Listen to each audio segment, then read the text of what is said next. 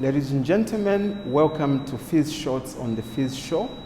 We're here at Ciela Resort at the Convention Center, and we've deployed the FIZ Media Room. I'm sitting here with Mr. Saviour Mwambwa, who represents the Zambian Diaspora community from New York, and he's going to give us some insights about how there is opportunity for people based in the diaspora to invest in business in Zambia. So, Mr. Mwambwa, welcome to the FIZ Show. Thank you for having me, FIZ. It's always a pleasure. And I want to commend you for the good job that you're doing so far. Thank you very much. So, please share with us about, what your activities around, mobilizing diaspora community around business investment in Zambia, what that journey has been like for you. No, thank you very much.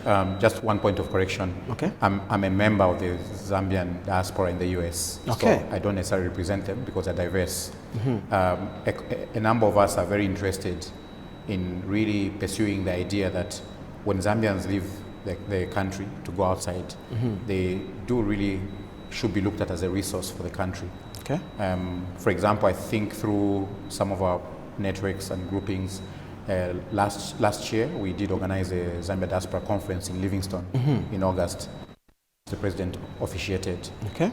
This obviously follows his strong support, where he sees the diaspora as an extra province, right, mm-hmm. as the 11th province of Zambia.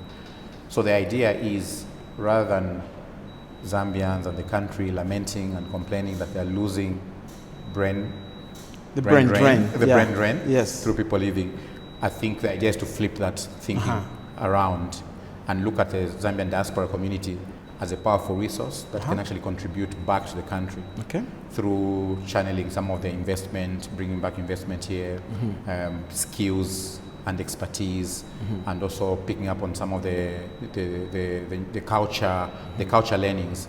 I think one of the advantages of being in the diaspora is that you encounter diverse kinds of cultures mm-hmm. and diverse way of doing things.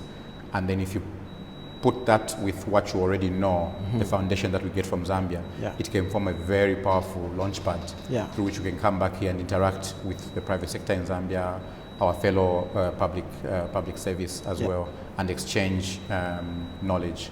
So really, if you look at countries that have been successful over the years, like Ireland and Israel, most of these have been successful because of the contribution of the diaspora mm-hmm. communities. So I think there's a good opportunity for private sector-led growth mm-hmm. that can team up with the diaspora as well as supporting the government's goal of really developing the country using local Zambians and local entrepreneurs, regardless of where they are. So being in the diaspora should be seen as good exposure to capacity building and acquiring. And an asset to the country. Indeed. Think of it this way. The same way a football team, a country, as professionals, right, playing mm-hmm. abroad. Yeah. And then in the different leagues, you have Patson Daka, Fashion Sakala, Kamisha, we used to play abroad. So yes, in the league they're not playing locally, but mm-hmm. when they come back to play for the national team, they come back and wear the national jersey, and we can benefit from all the immense coaching skills that they learn from mm-hmm. foreign methods and foreign techniques. So the diaspora community, I think most of them are quite ready to come back and wear the national jersey in support of the country's interest. And it's not either or, right? Like diaspora communities can actually have connection both to their home-based countries where they are mm-hmm. located right now, and also to their original homes. So I think there's a way that we should look at these things as creating synergies and really tapping into that asset that lies in the diaspora. There are three types of capital, right? That diaspora can bring. Mm-hmm. You can bring knowledge capital. You can bring actual finance in terms of actual money, mm-hmm. and then you can bring expertise, mm-hmm. and then also you can bring cultural capital. The way cultures do is they evolve as they clash with each other in a positive way. So these components are part of diaspora capital. So there is such a thing called diaspora capital, which the country should tap onto. So in recent years, from your observation, how active has the diaspora been in the Zambian business environment? I think it has been quite active over the last 10, 15 years. Okay. It's not just in the US. I think within Africa. In South Africa, for example, there's a strong diaspora community, I think led by the ZD or Zambian Diaspora organization. In the UK, we work with groups like Zambia Together. There's a strong diaspora community and others. And of course, in the US, we have some of the largest Zambian community that mobilize, not just on charity work. As you know, Zambians were very good with supporting each other around funeral contributions, repatriating people when people die. But I think the communities in the diaspora have moved beyond that now. Now you find diaspora organizing around investment, around real estate, and you see now banks, several Zambian banks and other financial institutions are actually coming to do roadshows in the US and the UK to try and tap into Zambian diaspora who want to buy property in Zambia. You also have people in the real estate, right? Like the Diaspora Connect, who are also finding the diaspora a unique opportunity to tap back and bring back some of that diaspora savings that Zambians save abroad. So I think we've seen a shift over the last few years in terms of the way the diaspora look at back home. Before they used to forget about home. Once you leave, you say, I will never go back to Zambia.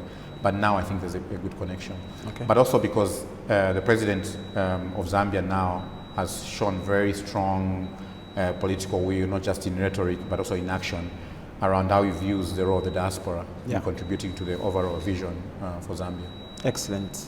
Okay, so we're here on Private Sector Day with PPDF, and it's just getting started. What are you looking forward to the most out of today?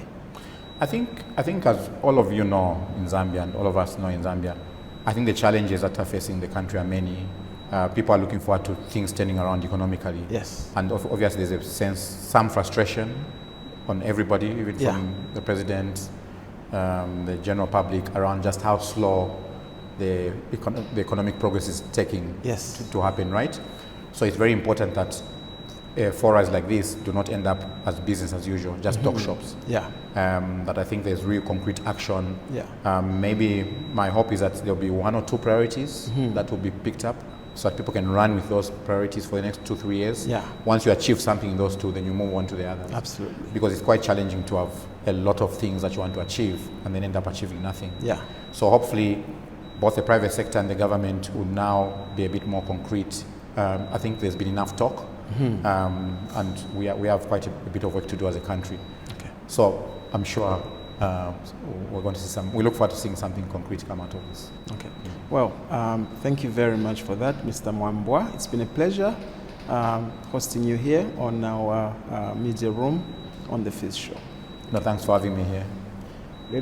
Ladies and gentlemen, my name is Clarence Chongo. We are here at Ciela Resort in the FIZ media room. I'm sitting here with Mr. Saviour Mwambwa, who is a member of the Zambian Diaspora based in New York. It's been a pleasure having you here today. Pleasure has been mine. Okay. Ladies and gentlemen, thank you for watching. This is the FIZ show, and get to know.